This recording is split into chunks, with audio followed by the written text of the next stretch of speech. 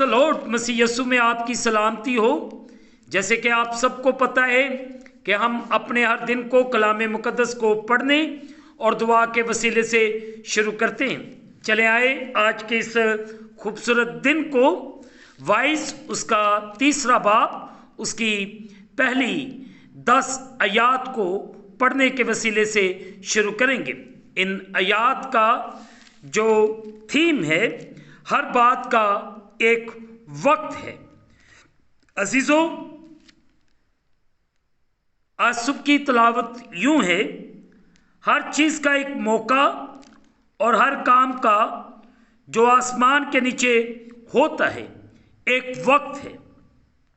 पैदा होने का एक वक्त है और मर जाने का एक वक्त है। दरख्त लगाने का एक वक्त है और लगाए हुए को उखाड़ने का एक वक्त है। मार डालने का एक वक्त है और शिफा देने का एक वक्त है। ढाने का एक वक्त है और तमीर करने का एक वक्त है। रोने का एक वक्त है और हंसने का एक वक्त है। गम खाने का एक वक्त है और नाचने का एक वक्त है।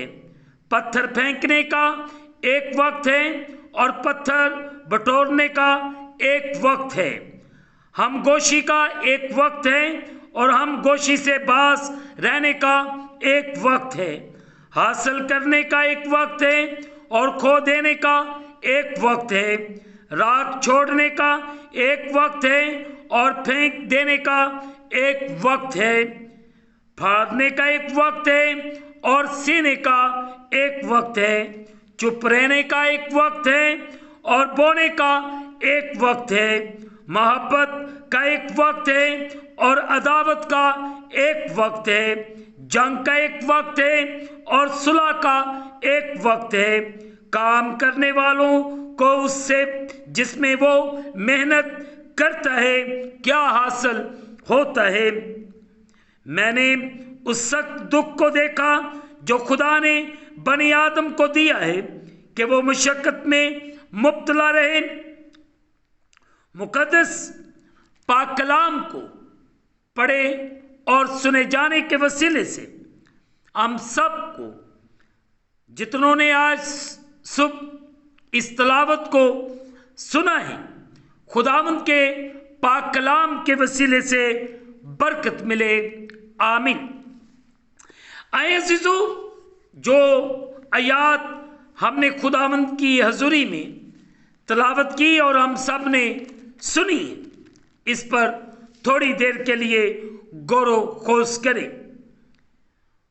मुफक्किर मुसन्नफ इस चैप्टर के अंदर वाज़िया तौर पर बयान करता है कि हर बात का एक वक्त है।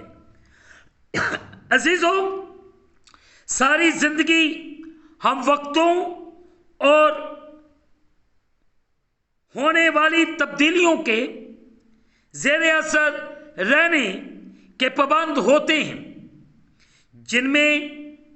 जिन पर हमारा बहुत कम या बिल्कुल इख्तियार नहीं होता। ताहम खुदा का एक अब्दी मंसूबा है जिसमें ज़मीन पर मौजूद हर शख्स के लिए मकासद और मसरूफियात शामिल हैं।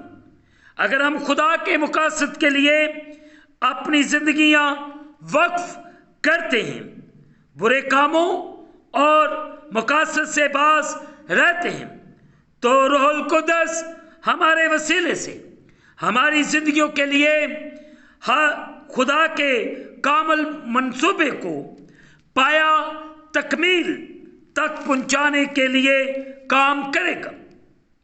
चाहे तब्दीलियां रूनुमा होती रहें, यानी खुशियां या मुश्किलात समेत। अजीजों, इससे कोई फर्क नहीं पड़ता।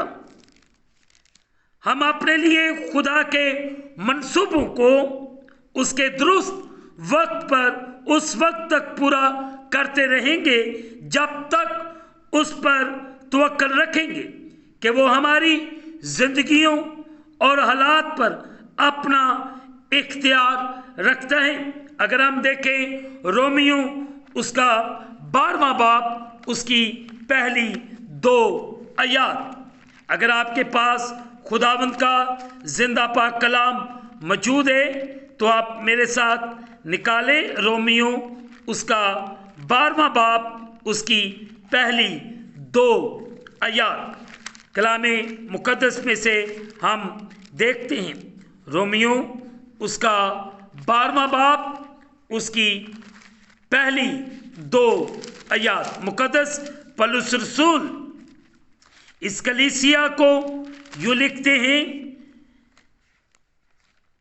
बस ए भाइयों मैं खुदा की रहमतें याद दिलाकर तुमसे इल्तमास करता हूं कि अपने बदन ऐसी कुर्बानी होने के लिए नजर करो जो जिंदा और पाक और बेऐब खुदा को पसंदीदा हो, यही तुम्हारी मकबूल इबादत है।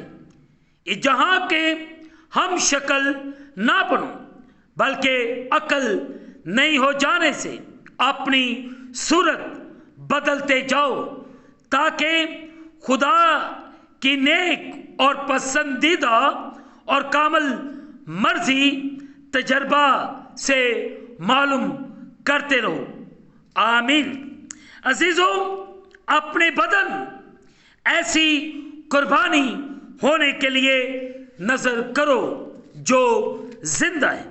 अजीजों, मसीह के पैरोकारों को जिंदगी के हर पहलू में उसे जलाल देने का शदीद जज्बा अपने अंदर रखना चाहिए।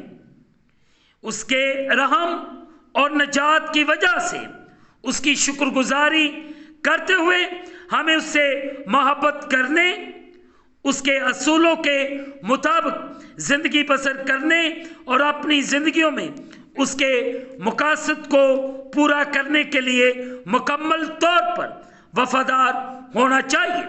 नंबर 1, हमारा मकसद यह होना चाहिए कि जो कुछ हम करते हैं उसमें खुदा की पाकीज़गी यानी इखलाकी पाकीज़गी, रूहानी कामलियत, बदी से जुदाई और खुदा के साथ मुकम्मल वफादारी को जाहिर करना चाहिए।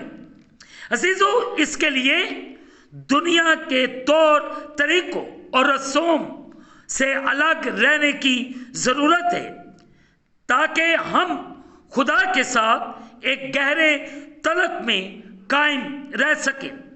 अपने लिए उसकी कुर्बानी को समझते हुए हमें अपने आप को उसके लिए जिंदा कुर्बानी के तौर पर पेश करना, प्रस्तुत करने के एक रूहानी अमल के तौर पर एक अच्छी और खुश आइंदा बात है।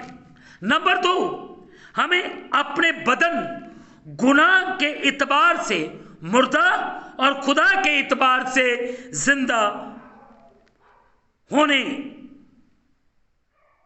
और रूहुल कुद्दस के मक़दिस के तौर पर खुदा को पेश करना है।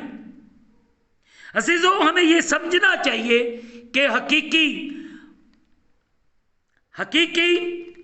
बदन या हकीकी दीनदारी की प्रस्तुत में ऐसा तर्ज़े जिंदगी शामिल है जो इल्फाज और ईमाल से मसीह के नाम को जलाल दे। ये ज़रूरी नहीं कि ये बहुत बड़ी कुर्बानी है।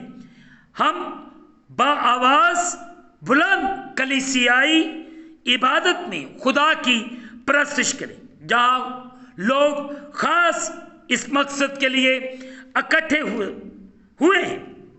प्रस्तुत तब हकीकी कुर्बानी मबनी बनती है जब हम कलीसिया से बाहर कुछ ऐसे जिंदगी बसर करते हैं जो हकीकत में खुदा को सच्चे जलाल देती है, उसका नाम ऊंचा करती है और उसकी तरफ मुस्बत तवज्जो रखती है।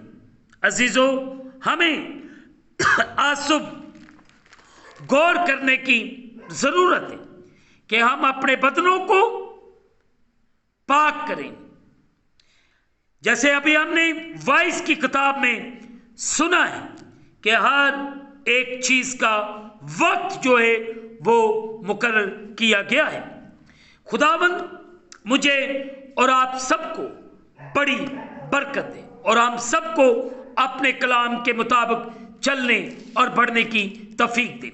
और खुदावंद आज इस खूबसूरत थॉट के वसीले से मेरी और आपकी जिंदगी में अपना जलाली काम करें। खुदावंद हम सबको बड़ी बरकत दे और हम सबके साथ हो। आमीन। आए अजीजो दुआ करें।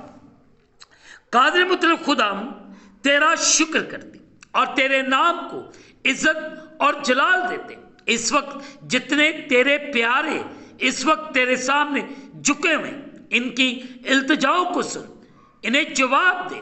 इनकी हर तरह की मुश्किल परेशानी मसीह खुदाम तेरे नाम के वसीले से जाती रहे। तू अपना रहम कर, फजल कर और अपने आसमान को खोल और अपनी बरकत को नाज़िल फरमा और अपनी किसी नेमत को हमसे फरामोश ना कर।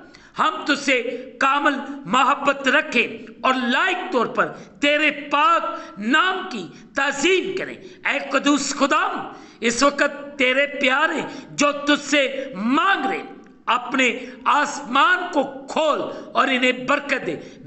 मैं और तेरे लोग जानते हैं, हम तेरे कलाम से वाकिफ है कि तू वक्ते मुकर्ररा पर सरफराजी अता फरमाता है। अगर हम जिस भी दुख, परेशानी या मुश्किल में से गुजर रहे, अपने लोगों की रहनुमाई कर, इनको इस मुसीबत, इस तंगी के साथ, इस मुश्किल के साथ लड़ना सिखा, जंग करना सिखा, ताकि हम ईमान में कायम और दायम रहे, ताकि तेरे नाम को यूं ही इज्जत और जलाल देते रहे।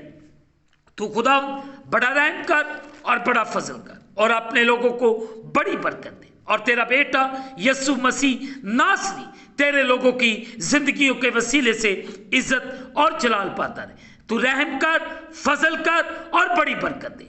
मैं तेरे प्यारों को तेरे खून के अंदर कवर कर दे। इनके दुख, इनके रोग इसी वक्त तेरे नाम से चले जाए। अगर इनके अजीज बीमार, परेशान, किसी मुश्किल के अंदर, किसी कर्ज के नीचे दबे हुए, बेरोजगार हैं, बेघर हैं, बेऔलाद हैं, हर तरह की परेशानी, हर तरह की मुश्किल मसीह खुदा तेरे नाम के वसीले से जाती रहे। तू अपने प्यारों पर रहम कर, इन्हें बरकत दे। जो सफर कर रहे उनका निगहबान और जो सफर कर चुके उनकी भी रहनुमाई करना। ऐ खुदा जो सफर करने को हैं, जो अपनी तैयारी कर रहे हैं, मैं इनके लिए तुझसे बरकत की दुआ करता हूं। इन पर रहम कर, फजल कर और बड़ी बरकत दे। और तेरा बेटा यीशु मसीह नासरी तेरे लोगों की जिंदगियों के वसीले से इज्जत और जलाल पाता रहे। इन पर बड़ा रहम कर, बड़ा फजल कर।